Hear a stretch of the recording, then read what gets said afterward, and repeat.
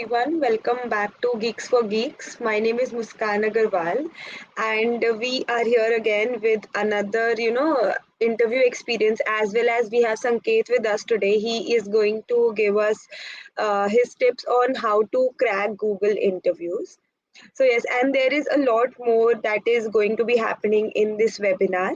But before I add Sanket to the stream, just let me know in the comment section if I'm perfectly visible and audible. And also ask your friends to join this webinar because it is going to be very informative, and I can guarantee that it will definitely help you in your upcoming interviews. I will wait for another 2 minutes so that you can just confirm me in the comment section if I'm perfectly visible and audible, and also ask your friends to join.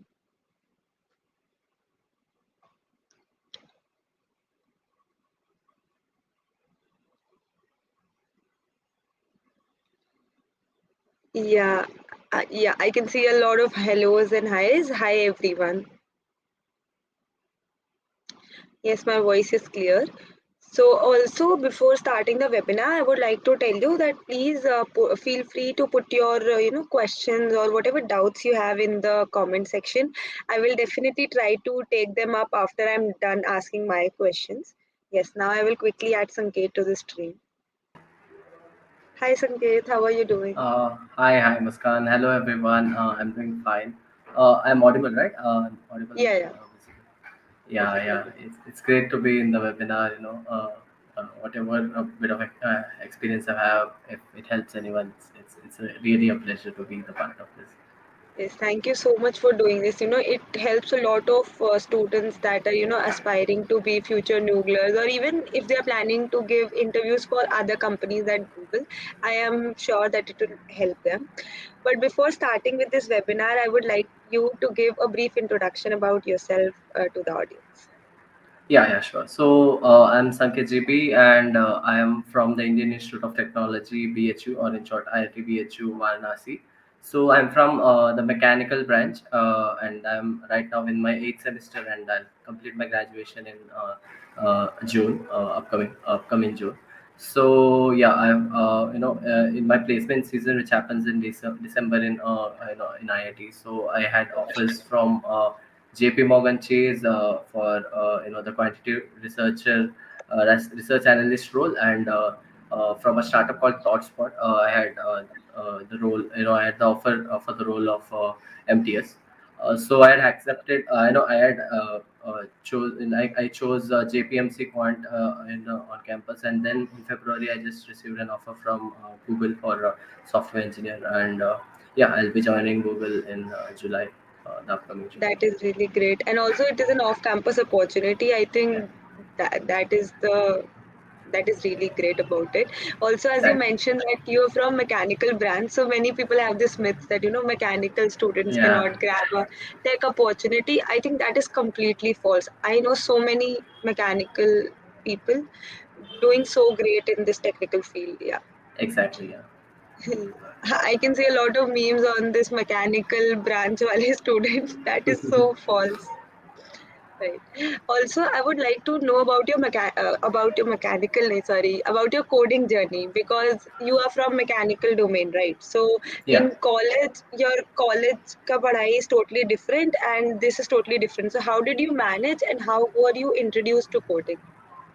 Yeah. So here, what actually played a huge role is my college. There's a good competitive, a CP or coding Hmm. culture. My seniors or so you get that feeling that you can do something even in the non-core region, even if you're from mechanical. But definitely, I've tried the core of mechanical. I've explored all options, and then Hmm. I thought, okay, this fits more, the coding stuff. And my brother is already in the IT and software stuff, so I already had a hint about how things happen in it. And yeah, I started coding a bit in my second year or first year and second year start. And Hmm. it was a good I felt that I belong here. So what Right. I did is I pursued coding. Did some give some contests. Did some problems here and there. Read articles. Did some development and stuff. with my friends. And then obviously the placement season of my seniors, it played a huge impact. That okay, there are opportunities which are opening, and you can do good. So it gave me a huge jump, and yeah, and then on I just pursued, 100% focus on software engineering. Right. But for you, the workload must have been double, right? Since you have to manage the curriculum, the college curriculum as well. We cannot afford Yeah. a back there as well, and you have to maintain these CS core subjects as well. So I can Yeah, understand that. definitely. Yeah, definitely. But I might also add that COVID definitely helped. Definitely. Once the lockdown happened, you're at home and there are less distractions at least. Yes, So I think it was very good for engineering students like COVID. Like, if you see the good side about it, it was good for engineering students, if you say it in that way. yeah, I definitely. want, yeah, I wanted to ask that you mentioned that the opportunity was off campus. So, how Yeah. did Google get to know about it? How did you apply? Like, tell me about the process. So what I imagine what happened is I've applied for internships, and I hadn't heard anything from Google in my third year. So I was definitely in that database. They have a database of candidates, right? So what I did is I gave their coding competitions like Kickstart or Code Jam, and I guess I did well in a couple of Kickstart. I had almost 560 global rank, if I'm not wrong. So I guess Kickstart is the reason I got the recruiter call. Again, I'm not sure, but the only answer I get to this question is Kickstart, because that's where Google got to know about me. Okay. So yeah, that's it. Okay, that is really great. Like you, like from I think that is a competition organized by Google. Can you tell a bit about Kickstart for the audience who do not know about Yeah, it? definitely. Kickstart is an event. It is conducted for coders all around the world, and usually students are the one which who participate in it, and it involves four questions, and basically DSA questions or competitive programming questions, and yeah, you get the global rank of it's a contest of 3 hours if I'm not wrong, and happens almost. It starts in March and it happens almost 8 times a year.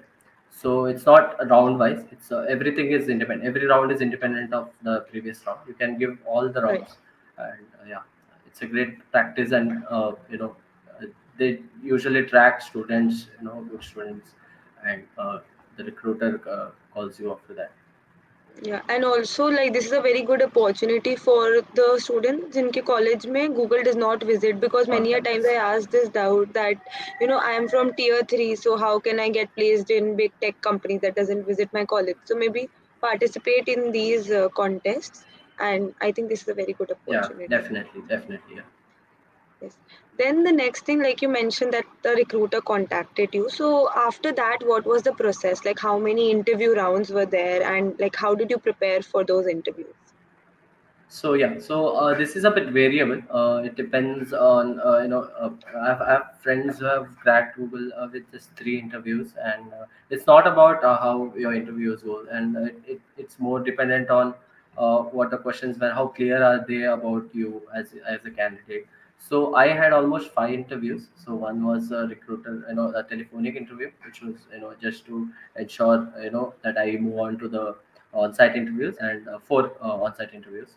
But yeah, it was at a stretch of 5 months, so a bit delayed process. But again, the results are fruitful, so it doesn't matter how long the process is.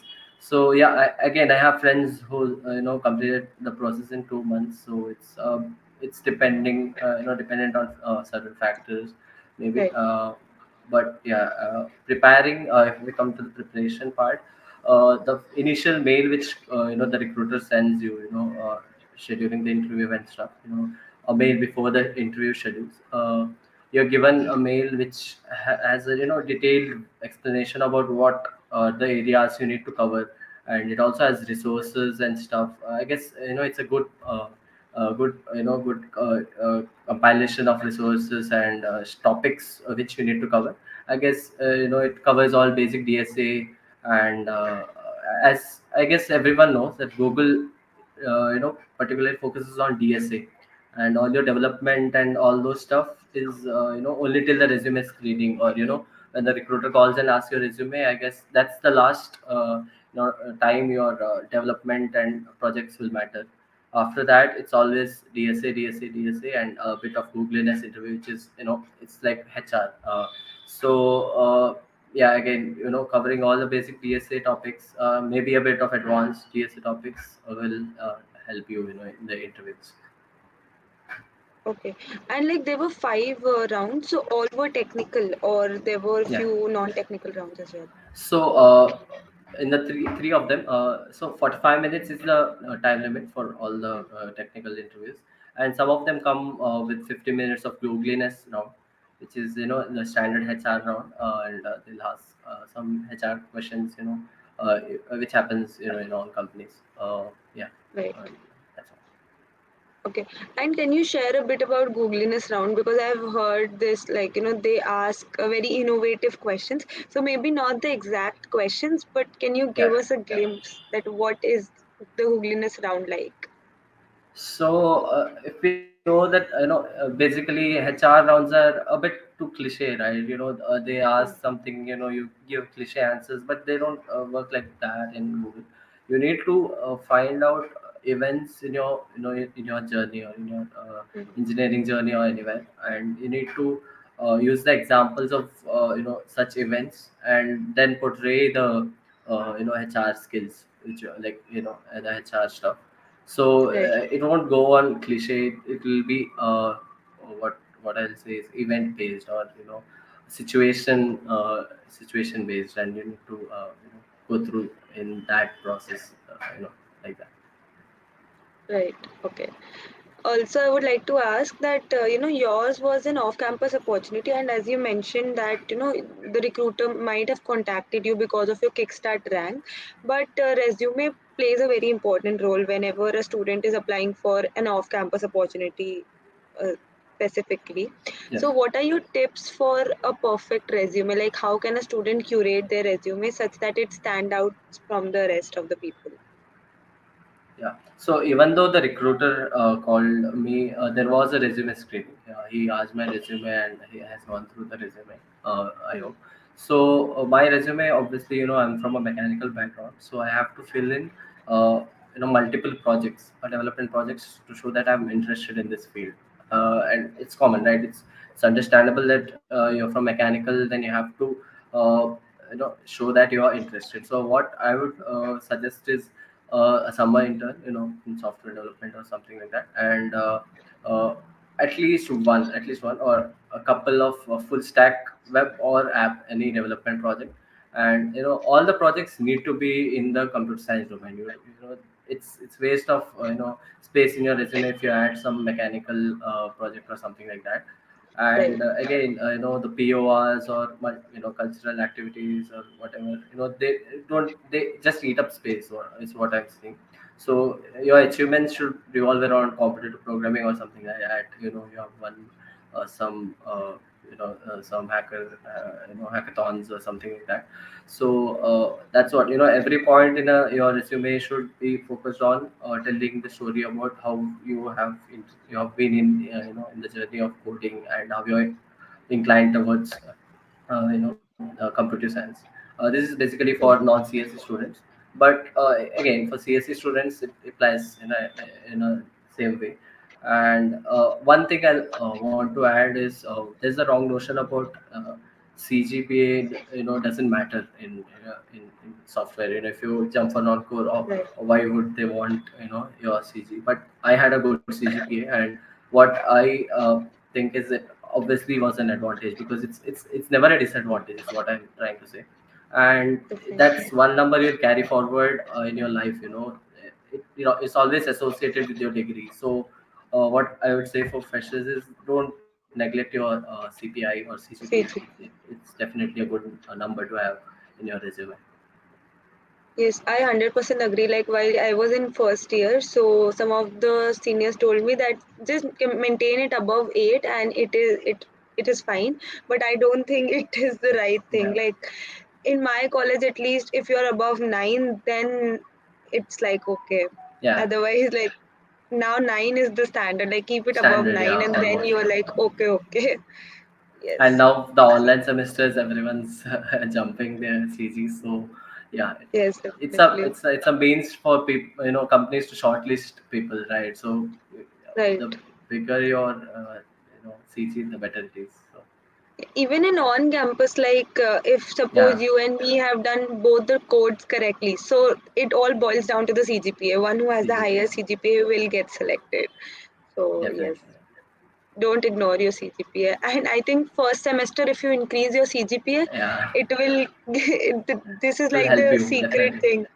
Yes. So So like I'll my tell you, first. like Huh, what I had is at the end of first year, I had around 9.4, and hmm, that gave me the leverage, to skip some classes and do preparation for my right. placements, in Hmm, the placement semester or during the internship season. So right. yeah, if you're in first or second year, just push your CGPA because that's the best time for you to do that. Yeah. Also, like the subjects are easy, so you can maintain as you will go in second, third, fourth year. The subjects will get tougher. Yeah.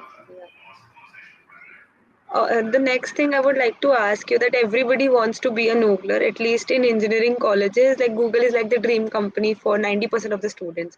But I want to ask what Google is actually looking for. What are the qualities that Google is looking for in a candidate? Yeah, so Google is very clear about this. When I had, I said about the compilation of resources, right? So I had some links about what they are looking for too, and they are very clear about it. If you are great at DSA and if you have the ability to convert, questions into code, and if you are the right fit to the company, like they obviously give some emphasis to the Googliness rounds too. So Hmm. these are the only two stuff they're looking for, right? Like what I've seen is throughout the process, no one has questioned anything, about the development, React, Node.js, or even the computer science subjects. I was not questioned anywhere throughout the process. So what I assume is that they're looking for people with the ability to convert questions into code. That's what they're looking for, and the code Right.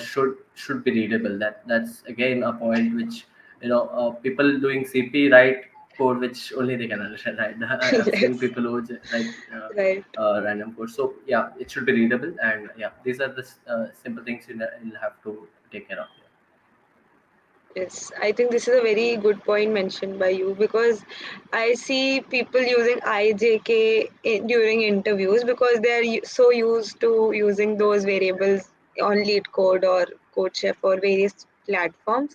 But no, like writing a code in an interview is very different, I think, Different, as yeah. compared to what we do.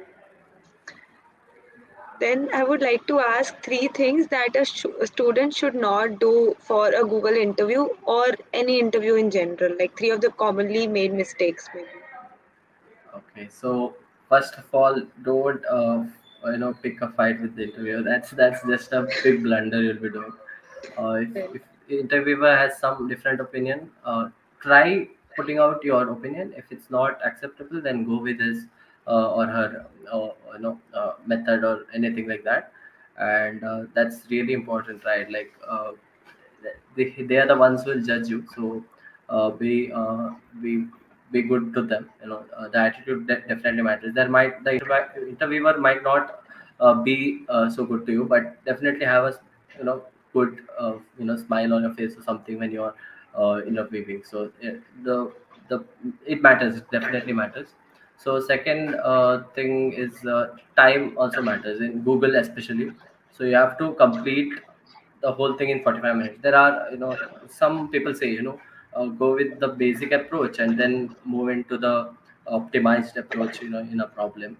So yeah, Right. I agree that it gives you, it gives, the process, process, pipeline kind of stuff. But what I think is don't spend too much time on optimizing, right? So once you have the brute force, just jump into the fully optimized code because there's only Right. 45 minutes for you to solve the questions, and usually Google questions are a bit advanced, and you'll have to have 10 to 15 minutes of time to code the stuff. So what I would say is, yeah, don't waste much time in going with the process and stuff. And yeah, listening is also very very important, right? There are some hints which are coming from your interviewer, and they expect you to understand the hints, right? So when they're giving you the hints, they expect you to move in their direction, and listening to them Right. is very important.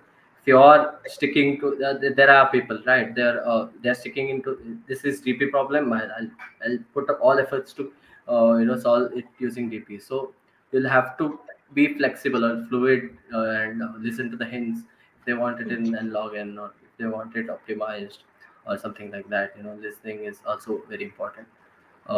Yeah, that's three things maybe you Yeah. should or I should not do.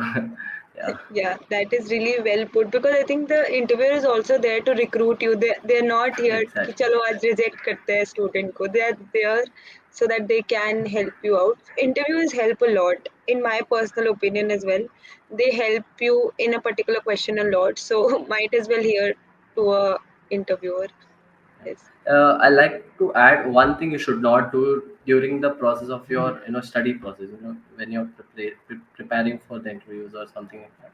So there are people who think that more the number of problems they solve, more the practice they are doing, but Right.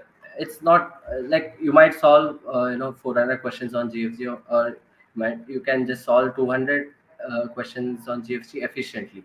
So that's the difference. Like hard work is okay, but you have to have a smart approach to the hard work, right? So Right. pick topics, pick hard questions, medium questions. Solving 200 easy questions might not be ideal when you're preparing to companies like Google. Hmm. So pick good questions, put time into them, put 1 or 2 hour into a single question. See if you can, the ability to convert the sentences into your code is what is very important, right? Once you crack Right. that, coding is okay. So yeah, so that's one of the suggestions I will give. Don't go with the quantity of problems, go with the quality of them. Right, definitely. I 100% agree. In interviews, what happens is maybe you have to reverse a linked list only, but they will not say that reverse a linked list. It will Yeah, be exactly. in a question of 10 to 20 lines, and you have to, come to that thing that okay, linked list will be used, and we have to simply reverse a linked list. And I think that comes with practicing different type of questions, as you mentioned. Exactly. Right. Right. So now coming to a very interesting question, that you said that you got into JPMC on campus. So firstly, I would like to ask your interview experience at JPMC as well. Yeah, so this is one of the roles. I'll just tell you what the role is about. Or tell Hmm. people. So it's a combination of three stuffs. It's coding, it's finance, and math. But they don't expect you grads to have finance knowledge, obviously. So the rest of the two, coding and math. So they want decent level of coding experience, and they want a bit good math, like a bit good. It's more Right. high level of math is what I'm saying. So if you're preparing for SD, and if you have opportunities in the quant domain, for mechanical and non-circuitral branches, I guess Goldman Sachs is one of the companies which opens the quant profile. JPMC came to our campus this time, and there are limited opportunities. I'll definitely say this, but there are HFTs. Some of the HFTs even open to all the branches, open to all colleges. They have some events in some platforms and stuff. So yeah, this is one of the profiles you can definitely target, right? If you have SD preparation, you'll be doing the coding stuff. Give some 1 or 2 weeks into the math stuff, right? Probability, statistics, and linear algebra. So these three topics mainly, and solve some puzzles. Puzzles also help in you. If you're even setting for a software engineer role in fintechs like JPMC or Wells Fargo, they'll definitely help. This knowledge definitely helps. So yeah, they ask. That my experience was obviously one room was full of coding. The second round was math and stuff, and yeah. So that's the experience I had. The test also had 2 questions on coding, and almost 19 questions, if I'm not wrong, on probability. So they Hmm. focus a bit on maths, but again, if you are good in probability, statistics, and if you aspire to work for some hedge fund or HFTs, or if if you are interested in finance, trading, and stuff, but right now you are into coding, and you want to do both, this is one of the things you have to target. Uh, yeah, that's it. Right. Like I have also given few of the off-campus contests for JPMC. So, but I have observed that the aptitude questions, the maths, and the questions are kind of good level questions. It is not Yeah. like anybody can solve them. So, did you practice separately for those things or no? I don't remember practicing separately, but definitely you have people sitting for placements in analytics consulting roles, and they Hmm. have a good amount of their test includes apti and stuff. I have Right. friends who are who are giving CAT, directly from Hmm. directly jumping into MBA, kind of friends. So I have been with them, and I guess that's helped for me to Right. pick some tricks, and yeah, that'll help. Yeah. Right. Now, the next thing I would like to ask that you finally accepted Google's offer, right? So, what are the Yeah. metrics on which you decided between JPMC and Google? So this was a really hard choice for me to make, because both Right. of the companies are tier one in their role, right? Google is the one of the best companies in software, and JPMC is one of the best in fintech. So there were multiple factors which I considered, but at the end of the day, it was a very tough choice to make, and it actually was a personal interest more than this company is better than that. That stuff never occurred. So it was more of a personal interest which drive me towards Google. Also, small factors like work location and stuff definitely had some role in my decision. But at the end of the day, what I felt was that I wanted to do something. In Google has been a part of my life since my childhood. So Right. you have that part, the gut feeling which says, okay, this is a dream company, this is one company you want to be a part of, and that definitely drive me towards Google. Yeah. Right. That is really great. So, you will be working like it is work, not work from home. So, you will be working from office. Right now it's not sure, but Okay. hopefully I'll get to work from Hopefully, fingers crossed. Yep. yeah. Okay. So, I'm done with my questions. We have so many questions from the audience side. We can take few of the questions. Yeah. Yes. How many lead code questions did you solve? Jeff is asking. Okay. If I'm not wrong, some 500 to 600 questions. It might not sound much, but I guess they Right. were quality questions, and I've spent a good amount of time solving them. But yeah, I guess the again, what I've said is the quantity doesn't matter much. If you have quality questions, uh, you can Matter. just.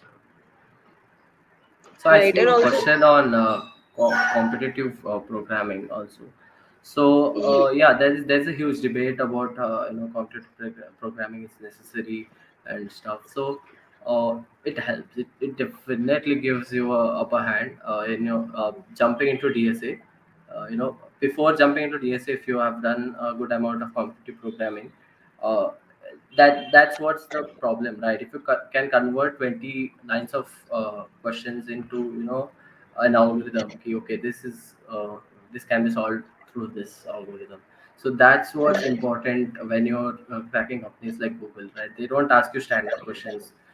They have fish, they have combinations of multiple or algorithms, and to develop that ability, according to me, competitive program is necessary.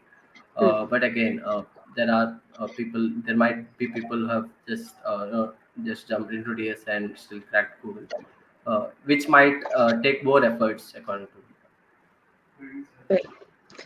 Yeah, so might as well do competitive coding. Like there is no harm. If it interests you, do it. It is not like if you're doing DSA or development, you cannot do CP, right? Exactly, exactly. Definitely. Then Rajat has asked that difficulty level of problems that are asked in Google interviews as compared to Geeks for Geeks medium or hard. Okay, yeah.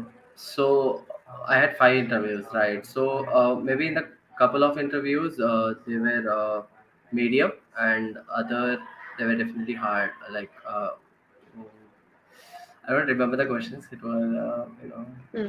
4 months back. But yeah, they were hard. They were definitely hard. They were a combination of multiple algorithms, right? So they're not straightforward, one algorithm. So yeah, I would say hard. Like if you're prepared Okay. for hard, I guess medium you can definitely solve. So, And they're not standard questions I have heard. yeah, Like, definitely. Yeah, it's definitely not not. like Yeah, you must have heard it from before. It is not like that. not a single question. Yeah, they were all unique. And, Then Rajat is asked, which topic would you recommend that one should brush before the interview? I think uh, DSA topic he's asking. Okay, so yeah, this Too so many. one day before the interview, I haven't touched DSA. Like that's what I feel like. It's something that if you know it, right? Right. You can't study one day before. So brushing up again, there are some standard algorithms like KMP or something like that, where the code is how it has to be, right? You know that you might miss a single line of code and it might do something differently, or there might be a lengthy code which you would want to revise again to see how it works, maybe segmentary or bit or something like that. Yeah, I don't think a preparation one day with the preparation, one night before preparation would work for Right. these companies. Unless and until you're very lucky that the question you see is the same question you're asked, which is Yeah, very less yeah, probable. yeah, very good. Okay. There are many questions about the time management. Like, how did you manage your time in your college while you were doing preparing for these tech companies, as well as you are, have to manage the mechanical subjects as well. So, how did you manage your time? So specifically, I didn't have any strategy or stuff, but I guess it's about the interest, right? If you're really interested in coding, you find it amusing to solve a question, to Hmm. give a contest. The contests in Codeforces are from 8 to 10, so never, comes in your academic times.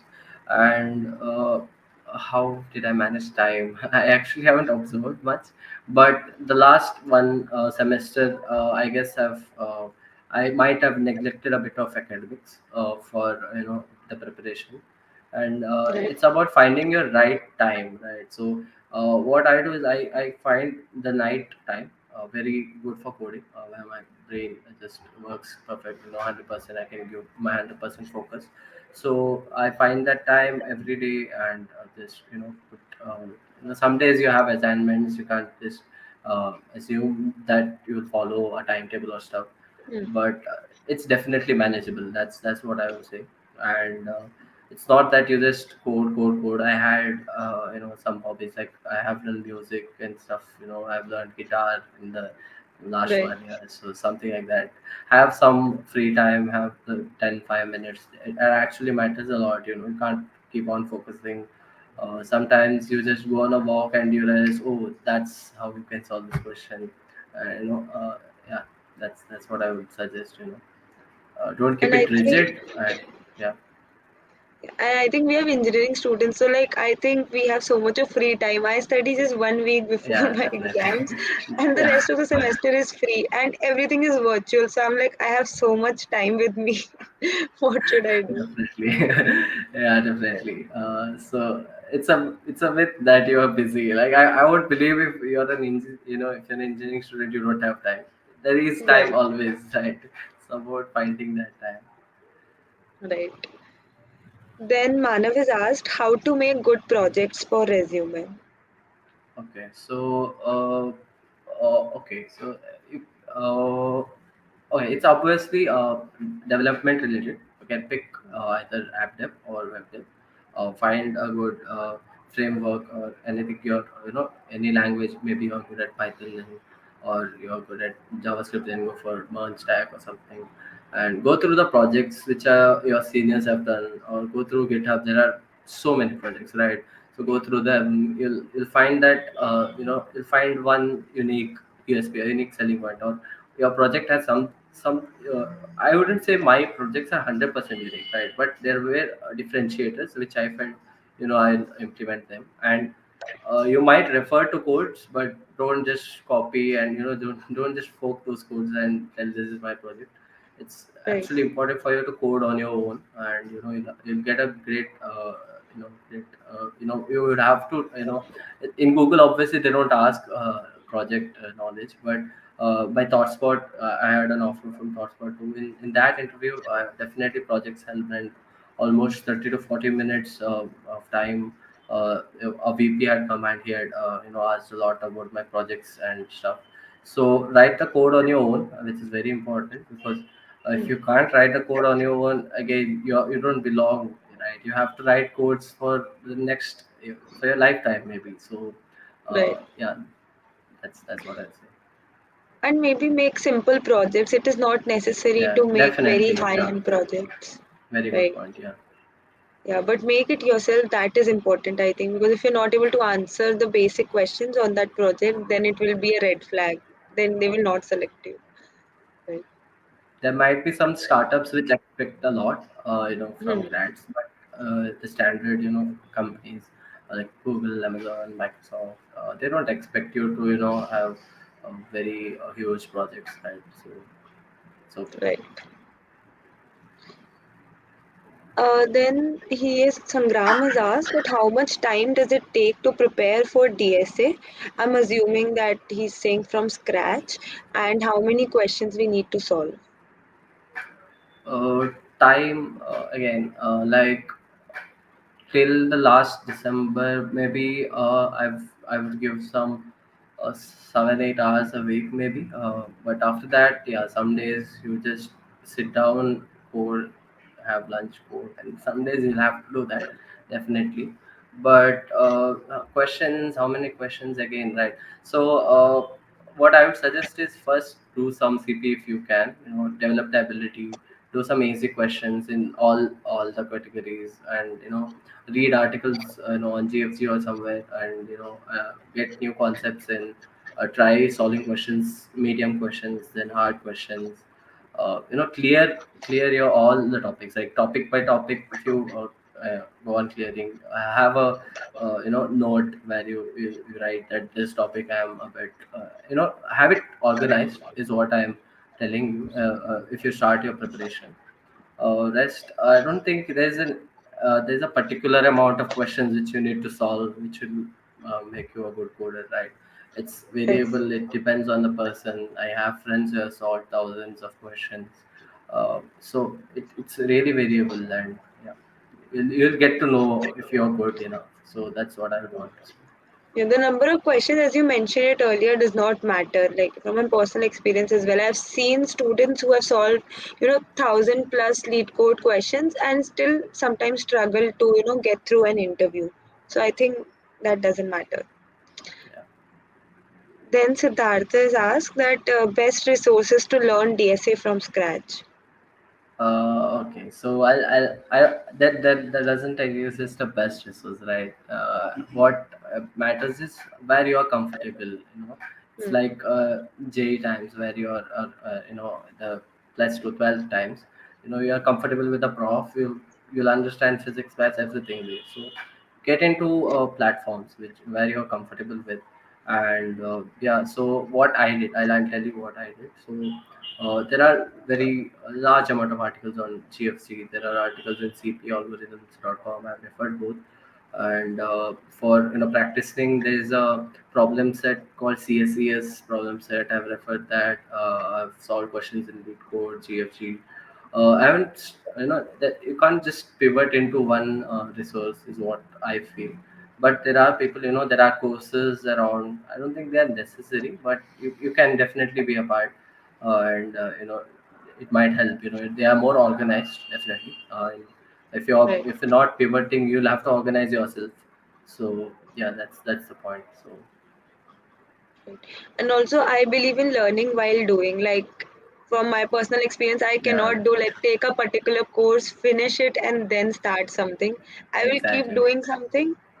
If I'll get stuck, I'll just refer to some YouTube video and then move forward. That is what I follow. Definitely, definitely. May it be DSA, may it be development, you'll get stuck, Right. you'll learn better. Right.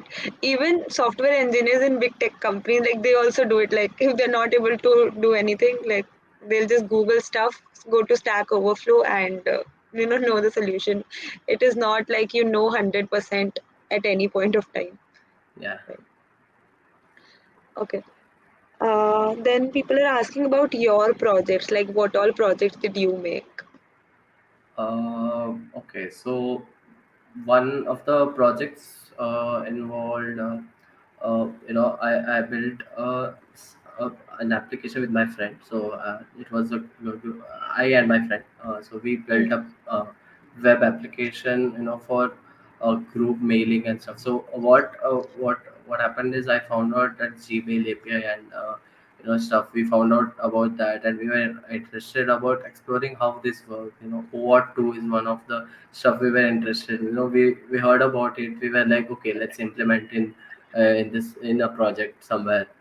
So we went on coding in this direction and ended up with a project which was functionable, and we could send mails, bulk mails, attach files and stuff like that. So uh, I don't think there exists a code which has done what we have done in GitHub, but there's Mailchimp and stuff. There are already applications which have achieved the functioning of our application. But yeah, again, it was a great experience, great learning experience according to me.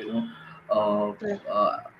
I referred the code of Brad Traversy, who built a e-commerce application from scratch. So just watching the code, you get to know where the workflow of how you can build an application from scratch. So yeah, that's how I built my project. Yeah. Okay. Also, many people are asking that in which year should they start full stack development? Like, is there any particular time when they should start? See, what I would say, I would suggest is don't keep it for your final year, right? So final year, just prepare for, put everything on. I've seen friends, right, in final year, then at last they don't have stuff to put in their resume, so they just fork projects from GitHub and just write it, put it in their resume. This isn't effective, definitely, right? So if there are questions, there will be cross questions and stuff, and if you want to build it from scratch, you would Hmm. get stuck somewhere. So before fourth year, I guess, the end of second year, the summer of second year is where I did it. Right. One of the projects, two of the projects, I guess, and one of the projects in the end of third year, around that time. Okay. I think we have taken most of the questions. If you can see any question that you would like to take, we can take it. I think most of the commonly asked questions we've taken. There's a question of IITs must to join Google. So, see, I would be lying, if I brag that IIT didn't help me to crack.